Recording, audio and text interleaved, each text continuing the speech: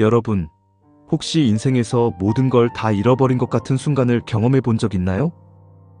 사람마다 그 순간의 모습은 다를 거예요. 코로나 때 하루아침에 사업이 무너져 빚만 남은 자영업자, 갑작스러운 사고로 가족의 가장을 잃고 막막하게 남겨진 어린 자녀들, 이혼 후 홀로 아이를 키워야 하는 한부모 가정, 정년퇴직 후 자신이 쓸모없다고 느끼며 무력감에 빠져버린 아버지들, 혹은 외국으로 이민을 가서 언어도 안 통하고 문화도 낯설고 아무도 모르는 곳에서 처음부터 다시 시작해야 하는 사람들. 얼마나 막막할까요? 아니면 더 심각한 경우도 있죠.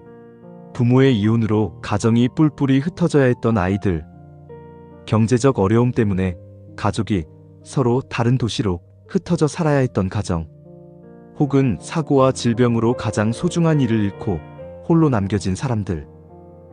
이런 상황에서 우리는 중요한 선택의 기로에 서게 되죠. 그냥 포기할까? 아니면 다시 도전을 해볼까? 혼자 버틸까? 아니면 누군가의 손을 붙잡고 이겨낼까? 고향으로 돌아갈까? 아니면 낯선 곳에서라도 새로운 시작을 할까? 오늘 우리는 룻기 1장에서 바로 그 갈림길의 선세 여인을 만납니다.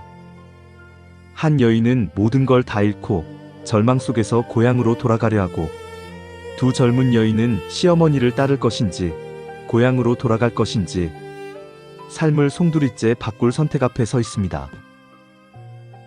하지만 이 이야기는 단순한 가족 드라마가 아닙니다. 이 속에는 하나님의 놀라운 섭리와 구원의 역사가 숨어 있습니다. 절망의 끝에서 하나님이 어떻게 새로운 이야기를 시작하시는지, 그리고 한 여인의 믿음의 선택이 어떻게 메시아의 길을 열어가는지, 조용하지만 뜨거운 영화 같은 장면 속으로 함께 들어가겠습니다. 어머니께서 가시는 곳에 나도 가고, 어머니께서 머무시는 곳에서 나도 머물겠나이다. 어머니의 백성이 나의 백성이 되고, 어머니의 하나님이 나의 하나님이 되시리니, 어머니께서 죽으시는 곳에서 나도 죽어 거기 묻힐 것이라. 룻기는 이렇게 시작해요. 사사들이 치리하던 때에 그 땅에 기근이 있더라. 때는 사사시대, 이스라엘 백성이 자기 소견에 옳은 대로 행하던 영적으로도 물질적으로도 어려운 시기였어요. 그런데 설상가상으로 기근까지 들었어요. 먹을 것이 없어진 거죠. 이때 유다 베들레헴에 살던 엘리멜렉이라는 사람이 있었어요. 베들레헴은 히브리어로 떡집이라는 뜻인데, 아이러니하게도 그 떡집에 떡이 없어진 거예요. 떡집에 떡이 없다는 이 역설적인 상황에서 엘리멜렉은 삶의 위기에 직면합니다. 그는 가족을 살리기 위해 아내 나오미와 두 아들 말론 기륜과 함께 모압 땅으로 이주하기로 결정해요. 모압은 이스라엘 동쪽에 있는 이방 땅이었어요. 하나님을 믿는 가정이 하나님을 모르는 땅으로 간 거죠. 이게 첫 번째 선택이에요. 기근이 들었을 때 하나님을 의지하며 버틸 것인가, 아니면 다른 곳으로 피할 것인가. 엘리멜렉은 피하는 것을 선택했어요. 모압에 정착한 지 얼마 되지 않아 엘리멜렉이 죽게 되고, 나오미는 갑자기 과부가 되어버렸어요. 이방 땅에서 아무도 돌봐줄 사람 없이 두 아들과 함께 남겨진 거죠. 그래도 아들들이 있으니까 희망이 있었을 거예요. 그런데 두 아들이 모압 여인들과 결혼을 해요. 말론은 룻과 기륜은 오르바와 결혼했어요. 약 10년 정도 그렇게 살았는데 또 다른 비극이 일어나요. 두 아들이 모두 죽어버린 거예요. 나오미는 남편도 아들들도 모두 잃고 혼자 남게 되었어요. 고대 사회에서 과부가 된다는 것은 단순히 배우자를 잃는 것 이상의 의미였어요. 경제적 보호자를 잃는 것이고, 사회적 지위를 잃는 것이고, 미래에 대한 보장을 잃는 것이었어요. 특히 아들도 없다면 완전히 절망적인 상황이었죠. 그때 나오미에게 소식이 들려와요. 여호와께서 자기 백성을 돌보사 그들에게 양식을 주셨다는 소식이요. 유다 땅의 기근이 끝났다는 거였어요. 나오미는 고향 유다로 돌아가기로 결심합니다. 모압에서 잃을 것도 더 이상 없으니 고향으로 돌아가자. 적어도 고향에서는 친족들이 조금이라도 도와줄지 모르니까. 그래서 두 며느리 룻과 오르바와 함께 고향으로 가는 길을 떠나요. 그런데 가다가 나오미가 며느리들에게 말해요. 너희는 각기 너희 어머니의 집으로 돌아가라. 너희가 죽은 자들과 나를 선대한 것 같이 여호와께서 너희를 선대하시고 여호와께서 너희에게 허락하사 각기 남편의 집에서 위로를 받게 하시기를 원하노라. 이게 얼마나 현실적인 조언인가요? 나오미 입장에서는 며느리들이 자신을 따라가봤자 고생만 할 게 뻔해요. 차라리 고향에서 새로운 남편을 만나 새 삶을 시작하는 게 나을 거라고 생각한 거죠. 며느리들의 미래를 생각하는 어머니의 진심이 담겨 있었습니다. 처음에는 두 며느리 모두 아니에요. 시어머니와 함께 시어머니의 백성에게로 가겠어요? 라고 해요. 하지만 나오미가 더 강력하게 말해요. 내 딸들아 되돌아가라. 나는 늙었으니 남편을 두지 못하고 너희의 남편이 될 아들도 없다. 가령 오늘 밤 내가 남편을 두어 아들을 낳는다 해도 그들이 자라기까지 홀로 지낼 수 있느냐? 그런데도 너희가 어찌 나와 함께 가려느냐? 이건 당시 레위레이트 결혼법을 말하는 거예요. 형이 죽으면 동생이 형수와 결혼해서 대를 이어주는 관습이 있었거든요. 하지만 나오미는 이미 늙었고 설령 다시 결혼해서 아들을 낳는다 해도 며느리들이 그때까지 기다릴 수는 없다는 거죠. 그래서 나오미가 울면서 말해요. 내 딸들아, 여호와의 손이 나를 치셨으므로 나는 너희로 말미암아 더욱 마음이 아프도다. 이 말을 들은 오르바는 결국 시어머니에게 입을 맞추고 돌아가요. 현실적으로 생각해보면 오르바의 선택이 합리적이에요. 모압 여인이 유다 땅에 가서 할 수 있는 일도 별로 없고 차라리 고향에서 새로운 기회를 찾는 게 나으니까요. 하지만 룻은 달랐어요. 오르바가 돌아간 후에도 룻은 나오미 곁을 떠나지 않았어요. 나오미가 보라, 네 동서는 그의 백성과 그의 신들에게로 돌아가나니 너도 네 동서를 따라 돌아가라고 또다시 권했지만 룻의 대답은 확고했어요. 내게 어머니를 떠나며 어머니를 따르지 말고 돌아가라. 강권하지 마옵소서. 어머니께서 가시는 곳에 나도 갈 것이요 어머니께서 머무시는 곳에서 나도 머물겠나이다. 어머니의 백성이 나의 백성이 되고 어머니의 하나님이 나의 하나님이 되시리니 어머니께서 죽으시는 곳에서 나도 죽을 것이요 거기 장사될 것이라. 만일 내가 죽는 일 외에 어머니를 떠나면 여호와께서 내게 벌을 내리시고 더 내리시기를 원하나이다. 이게 성경 전체에서 가장 아름다운 신앙 고백 중 하나예요. 룻은 단순히 시어머니를 따르겠다는 게 아니라 나오미의 하나님을 자신의 하나님으로 받아들이겠다고 선언한 거예요. 이게 얼마나 놀라운 선택인지 생각해보세요. 룻은 젊은 여성이었어요. 모압에서 새로운 남편을 만날 기회도 충분히 있었을 거예요. 하지만 그 모든 가능성을 포기하고 불확실한 미래를 향해 나아간 거예요. 룻은 오직 믿음 하나만으로 그 길을 택했습니다. 나오미는 룻의 결심이 확고한 것을 보고 더 이상 권하지 않았어요. 그래서 두 사람은 함께 베들레헴에 도착해요. 온 성읍이 그들로 말미암아 떠들썩했어요. 사람들이 이가 나오미냐? 라고 물어봤어요. 아마 10년 전에 떠날 때와 너무 달라진 모습 때문일 거예요. 남편과 두 아들과 함께 풍족하게 떠났던 사람이 이방 며느리 하나만 데리고 초라하게 돌아온 거니까요. 그때 나오미가 말해요. 나를 나오미라 하지 말고 마라라 하라. 이는 전능자가 나를 심히 괴롭게 하셨음이니라. 내가 풍족하게 나갔더니 여호와께서 내게 비어서 돌아오게 하셨느니라. 여호와께서 나를 징벌하시고 전능자가 나를 괴롭게 하셨거늘 너희가 어찌 나를 나오미라 하느냐? 나오미는 즐거움이라는 뜻이고 마라는 쓰다는 뜻이에요. 나오미는 자신의 인생이 완전히 쓴 것이 되었다고 느끼고 있었어요. 여기서 중요한 건 나오미가 하나님을 원망하고 있다는 거예요. 여호와께서 나를 징벌하시고 전능자가 나를 괴롭게 하셨다고 말하고 있어요. 하지만 놀라운 건 그럼에도 불구하고 여전히 하나님을 부르고 있다는 거예요. 하나님을 떠나지 않았어요.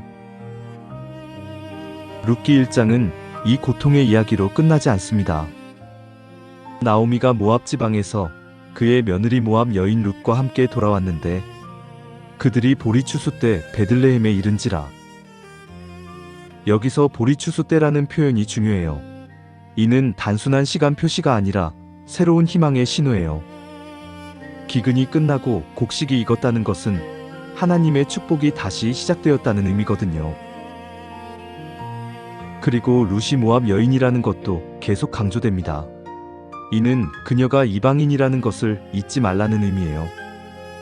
하나님의 구원이 이스라엘 백성에게만 국한되지 않고 이방인에게까지 확대된다는 중요한 주제를 암시하는 거예요. 룻기 1장을 보면서 우리는 인생의 여러 선택의 순간들을 생각하게 돼요.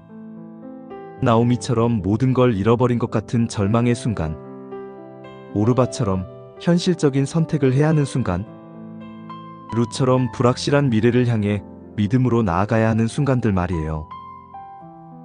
현대를 살아가는 우리도 비슷한 상황들을 경험해요. 경제적 어려움 때문에 가족이 뿔뿔이 흩어져야 하는 상황. 부모님을 모실 것인가? 내 인생을 살 것인가의 딜레마. 안정된 직장을 그만두고 새로운 도전을 할 것인가의 갈등. 특히 룻의 선택은 현대의 많은 여성들에게 깊은 울림을 줘요. 시댁과 친정 사이에서의 선택, 가족을 위한 희생과 자아실현 사이의 고민, 사랑하는 사람을 위해 자신의 꿈을 포기할 것인가의 문제들. 그런데 룻기가 우리에게 보여주는 가장 중요한 메시지는 절망적인 상황 속에서도 하나님의 섭리가 역사한다는 것이에요. 나오미의 관점에서 보면 모든 게 끝난 것 같았어요. 남편도 잃고 아들들도 잃고 재산도 잃고 이방 땅에서 낯선 며느리 하나만 데리고 텅 빈 마음으로 고향에 돌아온 거니까요. 그래서 자신을 말하라고 부르라고 했던 거죠. 하지만 하나님의 관점에서 보면 이 모든 것이 구원의 큰 그림을 위한 준비 과정이었어요. 만약 엘리멜렉 가족이 모압으로 가지 않았다면 룻을 만날 수 없었을 거고, 룻이 없었다면 다윗 왕가의 족보도, 결국 예수님의 족보도 달라졌을 거예요. 룻기에서 또 한 가지 놀라운 점은 주인공이 이방 여인이라는 거예요. 구약시대의 이방인, 특히 모압 여인이 이스라엘의 구원사에 중요한 역할을 한다는 것은 정말 파격적인 일이었어요. 모압은 이스라엘과 원수 관계에 있던 민족이었어요. 신명기에서는 모압 사람은 10대까지도 여호와의 총회에 들어오지 못한다고 할 정도였어요. 하지만 하나님은 바로 그 모압 여인을 통해서 당신의 구원 계획을 이루어 가셨습니다. 이는 하나님의 구원이 혈통이나 출신에 상관없이 믿음을 통해 모든 사람에게 열려 있다는 것을 보여주는 거예요. 신약 시대의 예수님이 하나님이 나라는 혈통이 아니라 믿음으로 들어간다고 말씀하신 것의 구약적 예표인 셈이죠. 그런데 더 놀라운 건 룻의 선택과 삶이 예수님의 모습과 너무나 닮아 있다는 거예요. 룻이 자신의 민족을 떠나 이방 땅으로 간 것처럼 예수님도 하늘 영광을 버리고 이 땅에 오셨어요. 룻이 시어머니를 위해 자신의 미래를 포기한 것처럼 예수님도 우리를 위해 자신의 생명을 포기하셨어요. 룻이 어머니의 하나님이 나의 하나님이 되시리니라고 고백한 것처럼 우리도 예수님의 하나님이 나의 하나님이라고 고백하며 새로운 삶을 시작하게 돼요. 룻이 어머니께서 죽으시는 곳에서 나도 죽을 것이요라고 한 것처럼 예수님도 우리를 위해 죽기까지 함께 해주셨어요. 비록 1장에는 나오지 않지만 앞으로 등장할 보아스도 예수님의 놀라운 예표예요. 보아스가 기업물을 자로써 룻을 구원하듯이 예수님도 우리의 구속자가 되어서 우리를 죄에서 구원해주세요. 보아스가 룻을 아내로 맞이해서 새로운 삶을 주듯이 예수님도 교회를 신부로 맞이해서 영원한 생명을 주세요. 그럼 룻기 1장이 오늘 우리에게 주는 메시지는 무엇일까요? 첫째, 절망적인 상황에서도 포기하지 마세요. 나오미는 남편을 잃고 두 아들을 잃고 이방 땅에서 홀로 남겨졌습니다. 그녀의 입술에서는 전능자가 나를 심히 괴롭게 하셨다라는 원망이 터져 나왔습니다. 하지만 하나님은 그 순간에도 룻을 곁에 두셨습니다. 우리가 볼 때는 끝 같지만 하나님은 이미 새로운 시작을 준비하고 계셨던 겁니다. 모든 게 끝났다라고 생각드시나요? 지금은 보이지 않아도 그 순간에도 하나님의 계획은 계속 진행되고 있고 나를 위한 새로운 길을 준비하고 계세요. 둘째, 믿음의 선택을 하세요. 오르반은 현실적인 선택을 했습니다. 고향으로 돌아가면 새로운 남편을 만날 기회도 있고 삶의 안정도 있었기 때문입니다. 하지만 룻은 달랐습니다. 불확실한 미래를 향해 그러나 하나님께 속한 백성과 함께하는 길을 선택했습니다. 현실적으로는 손해인 것 같아도 하나님의 관점에서는 최선의 선택일 수 있어요. 믿음의 선택은 늘 두렵고 불확실해 보입니다. 그러나 룻처럼 하나님께 붙드는 선택은 결국 가장 안전한 길, 가장 복된 길이 됩니다. 셋째, 진정한 사랑을 실천하세요. 룻이 보여준 사랑은 단순한 시댁을 향한 도리가 아니었습니다. 자기 인생을 걸고 죽는 날까지 함께하겠다고 약속한 헌신적 사랑이었습니다. 그 사랑은 계산이 없고 끝이 없는 사랑이었습니다. 예수님께서 우리를 그렇게 사랑하셨습니다. 조건 없이 끝까지 죽기까지 사랑하셨습니다. 오늘 우리의 가정과 교회, 이웃관계 속에 필요한 것도 바로 이런 사랑입니다. 가족 안에서 내가 손해보더라도 끝까지 함께하겠다는 사랑. 교회 공동체 안에서 약한 자의 짐을 내가 대신 지겠다는 사랑. 이웃을 향해 당신이 무너져 있어도 나는 곁에 있겠다는 사랑. 그것이 룻이 보여준 사랑이요, 예수님의 사랑입니다. 넷째, 하나님의 광범위한 구원을 기억하세요. 룻은 이스라엘 사람이 아니었습니다. 게다가 이스라엘의 원수였던 모압 여인이었습니다. 하지만 하나님은 그 룻을 다윗의 조상으로 예수님의 족보 속에 넣으셨습니다. 이것이 복음의 본질입니다. 혈통이나 배경이 아니라 믿음으로 누구나 하나님의 구원에 참여할 수 있다는 것입니다. 오늘날에도 하나님은 너는 안 된다고 선을 긋지 않으십니다. 실패한 사람도, 상처 많은 사람도, 세상에서 버려진 사람도, 심지어 스스로를 포기한 사람조차도 하나님은 여전히 품으십니다. 나는 부족해도, 나는 자격 없어도 믿음으로 주님께 나아가기만 하면 하나님의 구원은 나의 것이 됩니다. 사랑하는 여러분, 혹시 지금 인생의 갈림길에 서 있나요? 모든 걸 잃어버린 것 같아서 절망하고 있나요? 미래가 불확실해서 어떤 선택을 해야 할지 모르겠나요? 룻기 1장이 우리에게 주는 위로는 우리가 혼자가 아니라는 것이에요. 하나님이 우리와 함께 하시고 우리의 선택들을 통해서도 당신의 선한 계획을 이루어 가신다는 거예요. 오늘 밤 잠들기 전에 이렇게 기도해 보세요. 예수님, 지금 제 인생이 절망적으로 보여도 주님의 계획은 계속 진행되고 있다는 걸 믿습니다. 룻처럼 믿음으로 선택하고 사랑으로 헌신하며 주님만을 의지하는 삶을 살게 해주세요. 제가 어디로 가든 주님이 함께 해주시고 주님의 뜻을 이루는 도구로 사용해주세요. 그리고 내일부터는 룻의 마음으로 하루를 시작해보세요. 불확실한 미래라도 하나님을 신뢰하고 사랑하는 사람들을 위해 헌신하며 어떤 상황에서도 하나님의 선하심을 믿는 그런 하루를 살아가세요. 이제 주신 말씀을 생각하며 기도하겠습니다. 하나님, 룻기 1장을 통해 절망 속에서도 멈추지 않는 하나님의 섭리를 보게 하시고 우리의 인생을 돌아보게 하시니 감사합니다. 주님, 때로는 나오미처럼 주님을 원망했던 제 마음을 회개합니다. 현실만 바라보며 믿음으로 선택하지 못했던 제 모습을 용서해 주세요. 나오미처럼 모든 것을 잃어버린 것 같을 때도 주님은 새로운 희망을 예비하고 계셨습니다. 룻처럼 불확실한 미래 앞에서도 믿음으로 선택할 수 있는 용기를 주셨습니다. 이제 룻처럼 하나님만을 붙드는 믿음의 결단으로 살게 해주세요. 사랑하는 사람들을 위해 희생하고 어려운 이웃을 섬기며 어떤 상황에서도 주님만을 의지하는 삶을 살기로 결단합니다. 이 모든 선택과 결단이 주님의 영광을 위함이기를 원합니다. 예수님의 이름으로 기도드립니다. 아멘. 사랑하는 여러분, 오늘 룻기 1장 말씀이 은혜가 되셨나요?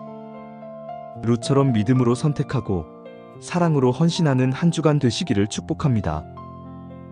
다음 주에는 룻기 2장 낯선 땅에서의 은혜로 찾아뵙겠습니다. 룻과 보아스의 첫 만남, 그리고 하나님의 놀라운 인도하심을 함께 나누어요. 하나님의 평강이 여러분과 함께 하시기를 기도합니다.